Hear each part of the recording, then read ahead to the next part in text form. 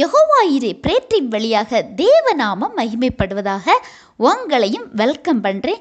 பிரியமானவர்களே, வேதத்தின்படி நாம் ஆண்டவரின் கற்பனைகளை கை கொண்டு வாழ்கிறது தான் சரியான வாழ்க்கை. அப்படி வாழும்போது உள்ள நன்மைகள் அநேகமாக இருக்கும். ஆனால் வாழ்க்கையில் சில நேரம் சில பிரச்சனைகள் வரும்போது நாம் ரொம்பவும் சோர்ந்து போயிடுறோம். ஏசாயா 48:18 பார்க்கும்போது, என் கற்பனைகளை கவனித்தாயானால் நலமாயிருக்கும், அப்பொழுது உன் சமாதானம் நதியைப் போலும் உன் நீதி சமுத்திரத்தின் அலைகளைப் போல இருக்கும் அப்படின்னு சொல்லப்பட்டுள்ளது.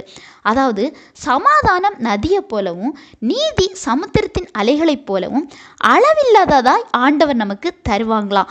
மேலே உள்ள வசனங்களை பார்க்கும்போது, உனக்கு பிரயோஜனமாக இருக்கிறதை போதித்து நீ நடக்க வேண்டிய வழியில் உன்னை நடத்துகிற தேவனாகிய கர்த்தர் நானே அப்படின்னு ஆண்டவர் சொல்கிறாங்க.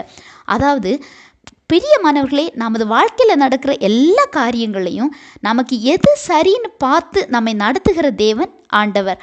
எனவே நீங்கள் கலங்க வேண்டாம். ஏன்னா உங்களை அவர் பிரயோஜனமான வழிகளை பார்த்து தான் நடத்துகிறாங்க.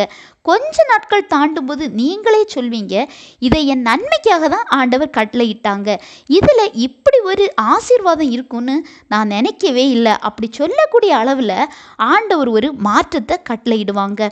எனவே திடமனதாக இருங்க. இப்போ பாடுகள் இருந்தாலும் அதன் முடிவு சமாதானமும் நீதியும் உங்களுக்கு அதிகமாய் காணப்படும். அது மட்டும் இல்லைங்க, ஆண்டவர் தரும் சமாதானம் மற்றும் நீதி நிரந்தரமானது. சரியா? இந்த பகுதி உங்களுக்கு பிரயோஜனமாக இருந்திருக்கும் நம்புகிறேன். ஆண்டவர் தாமே இந்த வார்த்தைகள் மூலம் உங்களை ஆசீர்வதிப்பாராக.